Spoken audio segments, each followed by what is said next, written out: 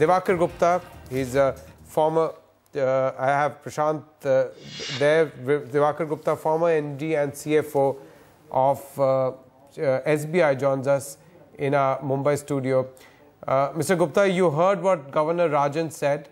Is it a sentiment that you have also felt when you were in SBI? Is that something that you share?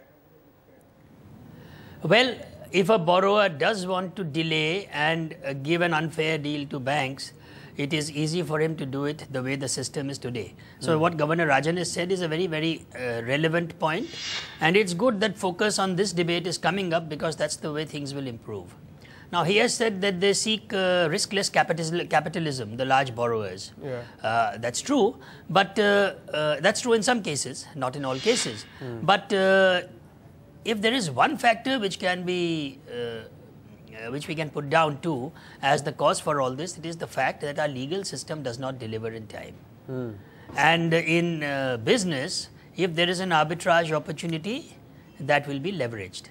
So a businessman who is trying to get away from a banker who is trying to recover, if he finds he has a channel through which he can delay, well, that channel is going to be used. We don't expect ethics and fair play to get into it at that stage. One of the things that Governor Rajan said, Mr. Gupta, is that when the upside is there, the promoters get the maximum out of the upside. When there's a downside, they lose nothing. How is it, what kind of changes can ensure that they have what Prashant likes to call more skin in the game, where when they leverage themselves to invest in, tough sectors, if they lose out, they'll lose some money as well? So I think Governor Rajan in the address itself has explained why this happens. Bankers have no way to recover in time, and therefore they are happy with a bad deal because they are getting something instead of nothing. If the system were to be able to recover from a borrower or put additional costs or additional pressure on him, banks would not settle for bad deals. And they would probably have a recompense. It's not that banks don't want recompense, it is just that they don't get it. So at some point of time, banks feel maybe it's good to walk out with 15 rupees out of 100 rather than 0. And that is really the crux of the matter. At one point in the speech, he says, he asks a rhetorical question, how many promoters have lost their yachts and homes, even though they gave a personal guarantee? And I think the reference was very clear to a particular industrialist. Mr. Gupta obviously would know. So the skin in the game is there. It's just that you can't really go after, the promoter. And I think what Mr. Gupta is saying is that the system is such that it allows too much leeway if you have the capacity and the money to actually delay and stretch, right? That's what you're saying, Mr. Gupta. That's right. Take the SICA, the Sikh Industrial Companies Act. BIFR now for 30 years we have known it does not deliver. There are top lawyers there who specialize in that, and their specialty is to be able to get companies time by way of a reference as a Sikh company. And thereafter the Sikh company just remains.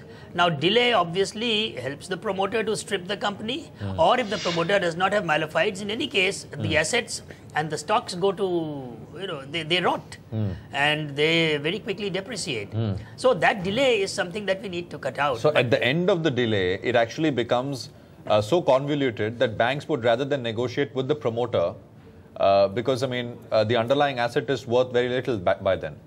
Is that true? That's true. That's true. The other reason why, and again, so what pressure can banks exert on a promoter who is recalcitrant? They could ask for a change of management. Now, that has got two problems. The first problem is that if banks force a change of management, they better be sure that they'll be able to get somebody else who will be able to run the show. Because then it's a professional management, and if he fails, you are saddled with the company and the debt.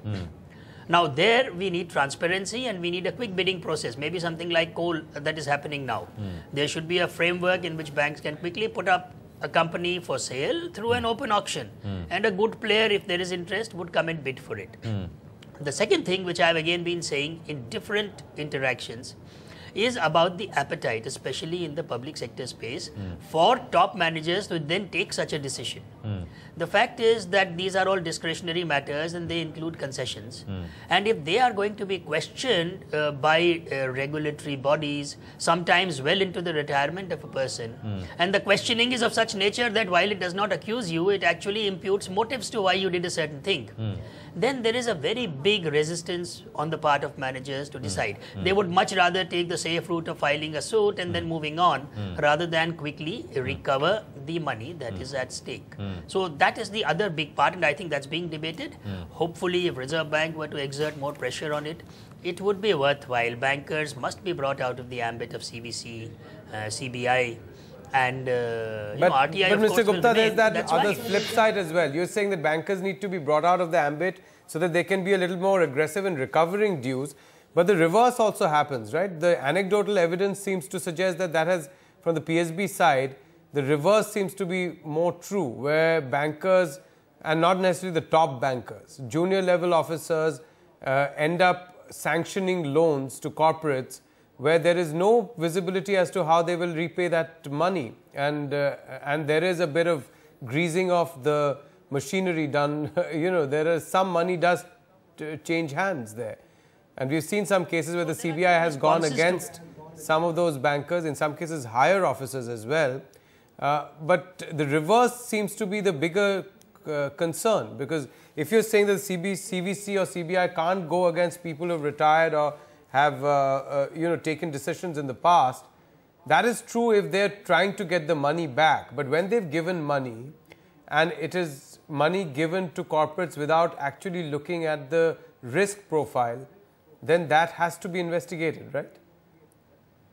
So I'll answer your question in two ways. The first is about bad credit underwriting and possibly malafides in doing it. Now, we are in an environment, we are in a society, we are in a setup. We know the realities. That is not going to change drastically overnight. But my response to that is that the system has to be a lot more proactive to punish specific transgressions rather than put a structural framework around them. So, for example, if somebody is cutting a red light, you can't put 6 road blocks or speed breakers after the signal. You have to catch hold of the guy and you have to challan him. Now, the second part is about, about the fact that there is bad underwriting. There is going to be bad underwriting. If it's bona fide bad underwriting, the fact is that at the mid-corporate or the large SME level, you will never have 100% collateral. You will have 20%, 25% capital by the promoter and another 10-15% of collateral if you are lucky.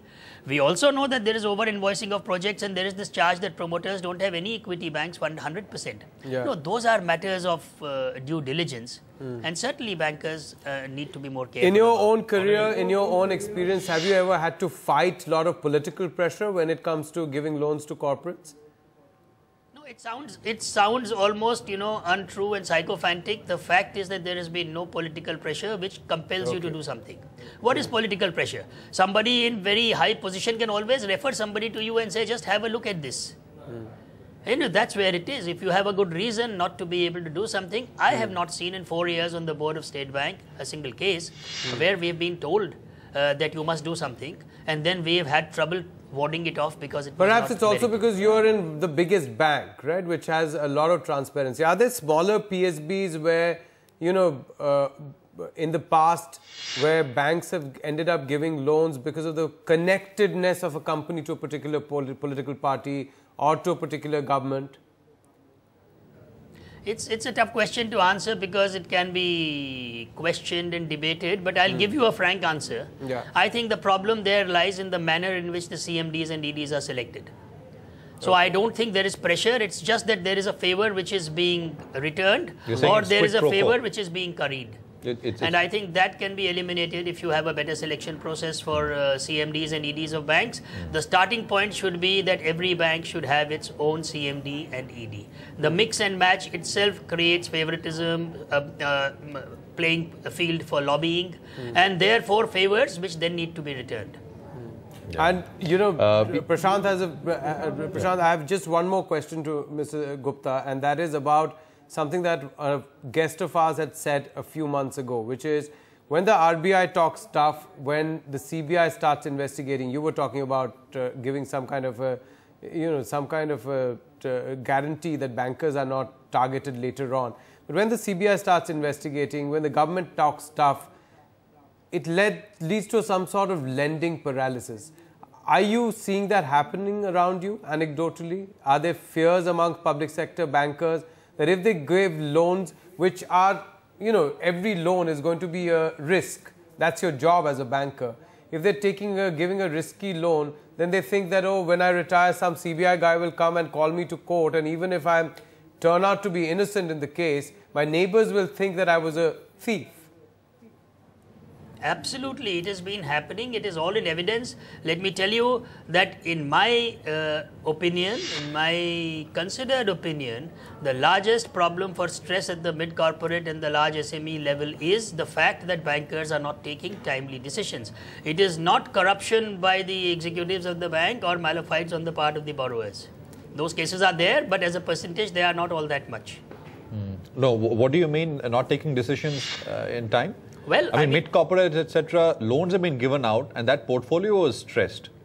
No, there is a company, let's say in infrastructure, that has got 1,000 crores to come from the government as receivables, 2 years delayed. Banks are not willing to restructure it. Okay. They are saying you have very poor TOL, TNW, your ratios are bad, you will not be able to service, I am not going to give you money. You are actually pushing that company to death. Right. But the fact of the matter is that it's none of the company's problem that a government department has not paid it. Okay. So yeah, I just wanted to clarify that. When you said the decisions are being taken, you're not saying that credit decisions aren't being taken. You're saying that what could justifiably... Or is it a combination of the two, Mr. Gupta? Is it that a banker normally 2 years or let's say a year ago would have said, okay, 1,000 crores is going to come. It hasn't come right now, but it will come tomorrow. So I might as well give this loan. But now they're saying that, okay, this is an excuse for me not to do anything. Yeah, that's exactly my point. I mean, I won't go to the extent of saying it's an excuse not to do, but I'll say the banker will feel that the risk in doing it is a lot more than the upside of doing it. Because the upside is that the borrower will be fine. The risk is that you will be questioned why you did it. Ultimately, stress is stress. So it is only in hindsight that you will know whether your decision to give additional finance worked or it didn't work.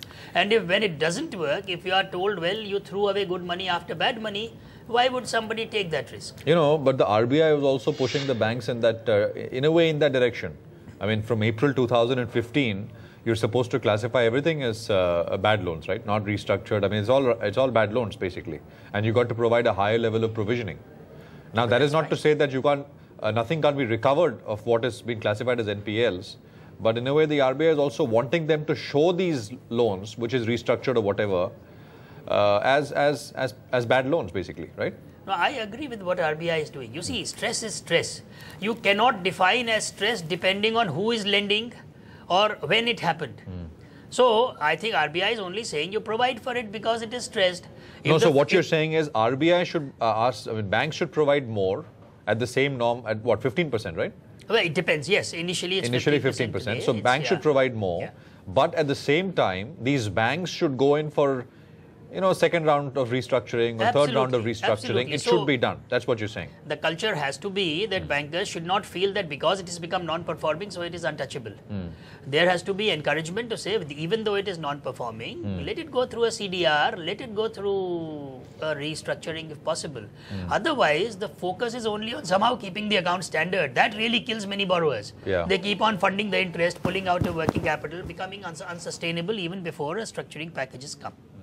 Now this is not obviously true for most banks. Actually, it's true for only very few banks. The governor also said that I think if you reach a certain threshold of stressed assets, I think 20%, right, of the total outstanding book, and you are not able to recover, it's basically a push for them to actually recover these loans. We were going to impose lending curbs. What do you make of that?